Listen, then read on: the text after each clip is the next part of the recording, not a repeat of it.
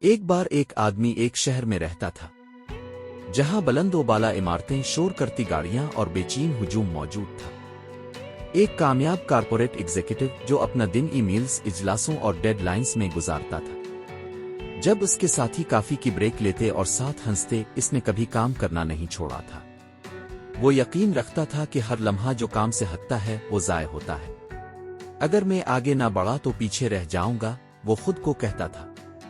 لیکن اس کی کامیابیوں کے باوجود کبھی بھی سکون محسوس نہیں کرتا تھا۔ بے چینی اس کے سائے کی طرح چمٹی رہتی تھی، اس کے کانوں میں بے شمار وسوسے سرگوشی کرتے رہتے تھے۔ ایک شام جب وہ اپنی تنہائی میں دفتر میں بیٹھا تھا، تھکن اور اس کا جسم پر بھاری ہوا۔ اس کا ذہن تیز رفتاری سے چل رہا تھا۔ اگر میں ناکام ہو گیا، اگر مجھے کوئی موقع ہاتھ سے نکل گیا، اگر سب کچھ کھو دیا، ان خیالات کے بوجھ تلے سانس لینا مشکل ہو گیا تو اس نے باہر نکلنے کا فیصلہ کیا۔ بغیر سوچے سمجھے اس کے قدم اس کے دفتر کے قریب ایک چھوٹے پارک کی طرف بڑھ گئے۔ ہوا تازہ اور ٹھنڈی تھی اور یہ پہلی بار تھا جب یہ اپنی اسکرین سے دور تھا۔ لیکن جب وہ چلا، اس کا ذہن سست ہونے کو تیار نہیں تھا۔ اسی دوران اس نے ایک بوڑھے آدمی کو بینچ پر بیٹھے ہوا ہے اور کبوتروں کو دانہ دیتے دیکھا۔ اس میں کچھ مختلف تھا، اس کی آنکھوں میں سکون کی چمک تھی، جیسے اس کی زندگی کا کوئی راز کھل گیا ہو۔ وہ ہچکچاہٹ کے ساتھ اس کے قریب بیٹھ گیا۔ بوڑھا آدمی اس کو دیکھ کر مسکرایا۔ تم اتنے پریشان کیوں لگ رہے ہو میرے دوست؟ اس نے آہ بھری۔ میں ہمیشہ مستقبل کی تیاری کر رہا ہوں، ہمیشہ دوڑ رہا ہوں، لیکن چاہے میں کتنی بھی کامیابیاں حاصل کروں، میں کبھی بھی سکون محسوس نہیں کرتا۔ بوڑھے آدمی ان کے ساتھ سر ہلایا اور بغیر کسی لفظ کے ایک چھوٹی سی کپ چائے اس کو دی۔ پیو، بوڑھے آدمی نے کہا۔ اس نے حیرانگی سے ایک گھونٹ لیا۔ چائے گرم اور سکون بخش تھی اور ایک لمحے کے لیے اس کا ذہن خاموش ہو گیا۔ بوڑھے آدمی نے اسے دیکھا۔ کیسی ہے؟ اچھی ہے، اس نے جواب دیا۔ بوڑھے آدمی نے کہا، کیا تم اپنی اگلی چسکی کے بارے میں سوچ رہے تھے یا تم نے صرف اس ایک چسکی کی خوشبو لی؟ وہ رکا اور اس نے محسوس کیا کہ سالوں میں پہلی بار وہ پوری طرح موجود تھا۔ بوڑھے آدمی نے مسکرا کر کبوتر کی طرف اشارہ کیا۔ انہیں دیکھو، وہ کل کے بارے میں فکر نہیں کرتے، وہ یہ نہیں سوچتے کہ ان کا اگلا کھانا کہاں سے آئے گا۔ وہ اسی لمحے میں جیتے ہیں اور اسی وجہ سے وہ آزاد ہیں۔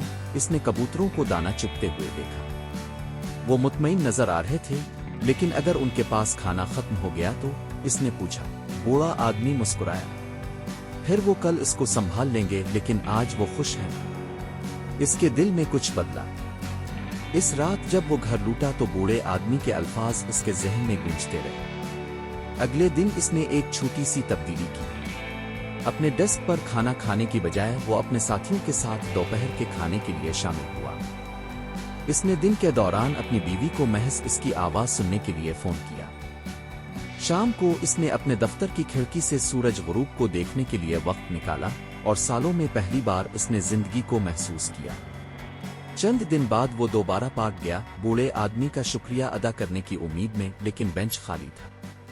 صرف چند کبوتر ہی وہاں موجود تھے۔ تب اس نے بینچ کے نیچے ایک چھوٹا سا نوٹ دیکھا۔ اس نے اسے کھولا اور اس کا دل تیز دھڑکنے لگا جب اس نے پڑھا، زندگی طوفان کے گزرنے کا انتظار کرنے کے بارے میں نہیں ہے، بلکہ بارش میں ناچنے کے بارے میں ہے۔ جو حال میں موجود ہے اس کی قدر کرو۔ اس نے مسکراتے ہوئے نوٹ کو دل سے لگا لیا۔ مستقبل غیر یقینی تھا، لیکن پہلی بار اسے اس سے ڈر نہیں لگا، کیونکہ اس نے بالآخر سیکھ لیا تھا کہ خوشی کبھی کل میں نہیں تھی، بلکہ ہمیشہ آج میں تھی۔ زندگی ایک سفر ہے، دوڑ نہیں۔ کامیابی کی جستجو میں ہم اکثر حقیقی زندگی کو بھول جاتے ہیں۔ راج نے کئی سالوں تک ترقی، ڈیڈ لائنز اور کامیابیوں کا پیچھا کیا، یہ یقین رکھتے ہوئے کہ خوشی مستقبل میں ہے، لیکن اس عقلمند بوڑھے نے اسے ایک سادہ سچائی سکھائی۔ کل کے بارے میں فکر کرنا آج کی خوبصورتی کو چرائے بغیر ہے، جیسے کہ کبوتر جو زندگی پر اعتماد کرتے ہیں کہ یہ فراہم کرے گی۔ ہمیں بھی حال کے لمحے کو گلے لگانا سیکھنا ہوگا۔ کنٹرول سے باہر کی چیزوں پر پریشان ہونے سے ہمارے دلوں میں بے چینی پنپتی ہے، جبکہ سچا سکون اس کی قدر کرنے سے آتی ہے جو ہمارے پاس ہے۔ کامیابی اہم ہے، لیکن خوشی کی قیمت پر نہیں۔